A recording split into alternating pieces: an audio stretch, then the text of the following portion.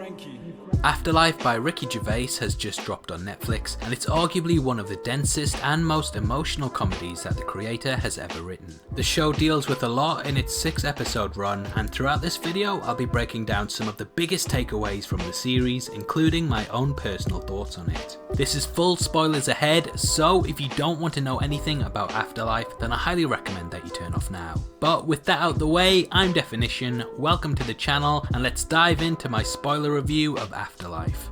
Afterlife follows Tony, played by Ricky Gervais, who has recently lost his wife and in doing so also lost his meaning for living. Similar to Gervais in real life, Tony is an atheist who really seems to struggle with just how cruel and unfair that life can be at certain times. The character is brutal to those around him, suicidal, and also completely unwilling to accept help, as he states the one thing that would make him happy, which is the return of his wife, is completely impossible. This is a man who is really at rock bottom, and the season deals with him coming to grips with the fact that life does have its redeeming qualities. Tony works for a paper and deals with their ridiculous stories, such as a local baby that looks like Adolf Hitler, a damp stain that looks like Kenneth Branagh, and a boy who can play 2 recorders through his nostrils.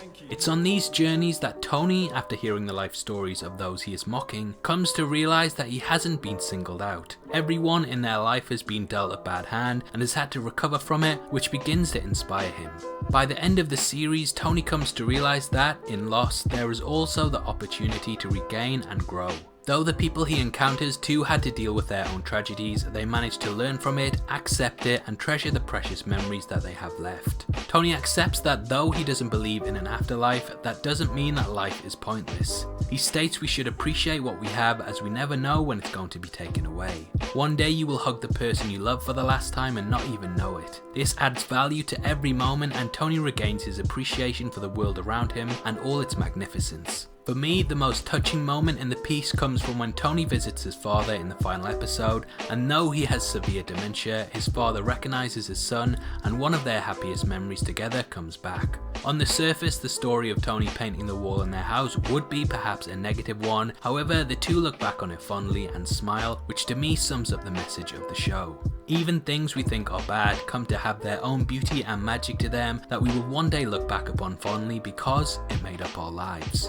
By the end, Andy learns that the trick to a happy life is to find who is nice and who isn't, and spend the precious time that we do have with the former. This is symbolised by him cutting out his therapist and instead turning to his brother Matt for consolation, realising that the two will have more of a connection and will be able to heal each other rather than relying on an outsider. Matt has a failing marriage, and inspired by Tony, he decides to work on it and repair his life. To me, Matt is the true winner here, as he manages to succeed in keeping Tony alive long enough to realise that he doesn't want to kill himself. Tony confesses how much that he loves the people around him and that he can't live without them, and though he deals with loss, he also accepts it. Tony finally asks out his father's nurse, and the two begin a new life together, happy at what they have and what it could lead to. Afterlife is about learning to love again after loss. Whilst this could primarily be thought of as just Tony re-engaging in a relationship, it also has to do with the love of life, the world, and the people in it. It's a truly powerful message, and the piece works as an excellent mental health case study that showcases that though we will all face tragedy, that too has its own beauty, and that's the meaning of life.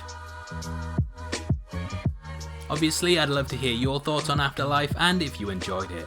Make sure you leave your review in the comments below and let me know if you took anything different from the show, as I'd love to read it. If you enjoyed this video, then please like it, and make sure you check out my breakdown of this weekend's other big release, Captain Marvel, which will be linked after this video. This is a channel for people who are never missing television, so if that's the kind of thing you like, you need to subscribe to Definition. Thanks again for taking the time to watch this. You've been the best, and I'll see you next time. Take care. Peace.